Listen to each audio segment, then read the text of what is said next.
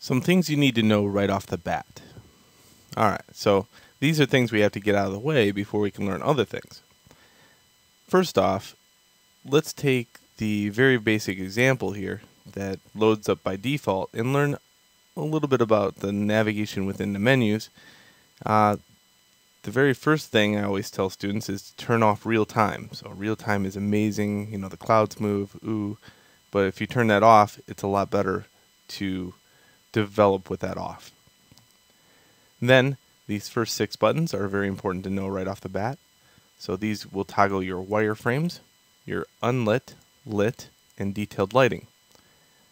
Another thing, don't develop with detailed lighting on. I would say lit would be the preferred state to develop in, or unlit. Alright, now we're going to move this box. I'm going to move it over here. And all of a sudden you see that it is not moving. In fact, it is different. This is a BSP brush. We will cover that in a little bit. For right now, let's just move the box. Let's move it over here. Now you'll realize there is a shadow on the ground that won't go away. This is because of light mass. So just know that if you move something right now, the imprint of it before is still burnt there, and to update it, one must simply go up to here to build lighting. I need you to understand how long things take. In other words, students would want to try to model out New York City for their very first project. I would highly suggest not doing that and then concentrate on smaller things. I moved this box.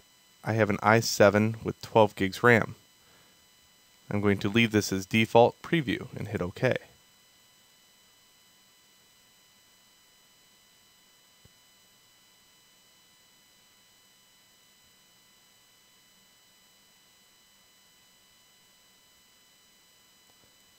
Do. You can see by just moving the box and then building the lighting, it takes a little while. So that's what I'm saying. Stick to smaller things first before you get into engrossed projects. I call them Norwal projects, like modeling out Paris or New York City. Let's hit close. Now the box looks right. The shadow is now gone and everything is right with the world. Now, let's explore this box for a second. So just right click on it and say Find in Content Browser. Again, this will pop up and it'll give you a couple more. Let's add a new static mesh to the scene. Let's add this one. Let's click on the ground with the left mouse button, then right click and say Add Static Mesh. There we go. Now we have a cylinder in the world.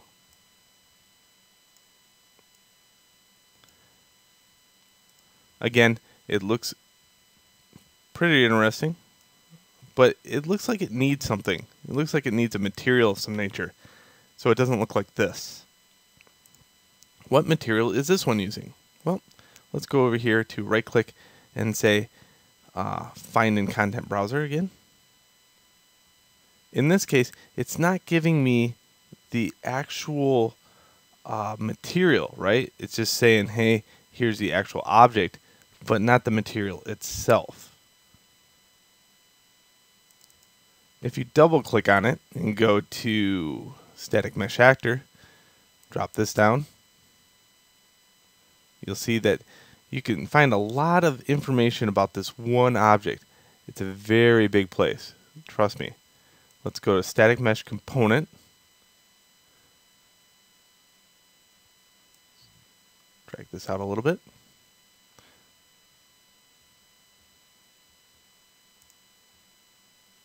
Let's go into Rendering, Materials, and then there is the material right there, and I could say Find in Content Browser.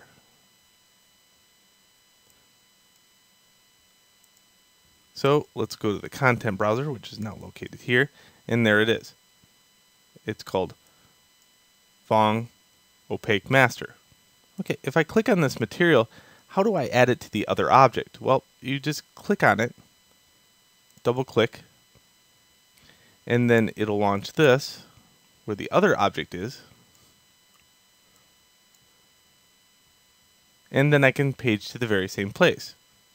Under Static Mesh Component, we'll go to Rendering, we'll go to Materials. In this case, I have nothing to work with here, and I have to hit the plus mark, and then now hit this.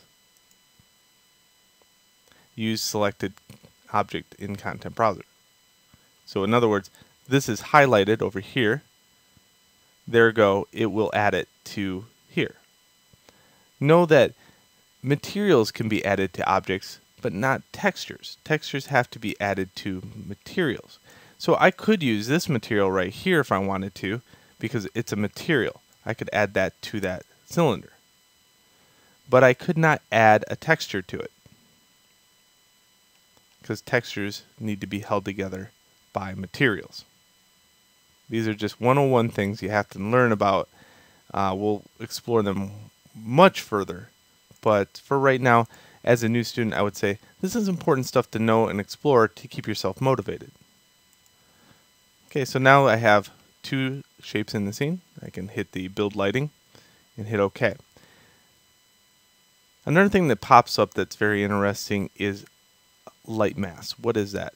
Lightmass is the ability to burn the shadow, or when two objects touch, it burns the ambient occlusion between the two objects, so it makes it a little bit more depth between it. This right here, as it's burning, there's this yellow box. You'll find this big yellow box around your scene. That yellow box is very important because without it, it will take even longer to calculate light mass. I'll show you how to make one later, but know that don't mess around with this and don't delete it. And if you make your world any bigger, this needs to also be bigger. And to size it up, one must go here to scaling mode. We'll cover that here in a little bit. Alright, now that you have your box and you have your cylinder and you've added different lighting, let's go in here and right click and say play from here. Okay, there you go. WASD allows you to move through the objects, around the objects, and look at the objects within the game. Now when I built that, you'll see that under building, there's a preview quality. Now if you really wanted to see what it looked like with all the fanciful stuff, go to production, build that. What does that look like corresponding to the other? How long does it take? In some cases, you might have a very fast processing unit, and you could build always using the highest production quality.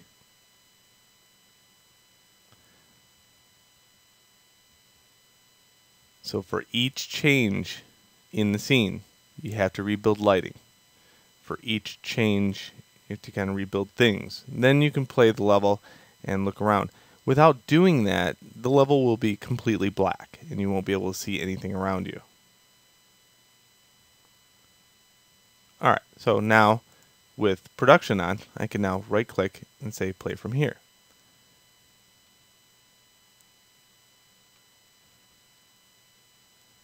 Is there a difference that you can see right off the bat? And probably not. It's one of those things that we also have to turn on a few more things in the engine, but I want you to know that they exist right off and where to turn them on and off. That way you can speed your workflow a little bit.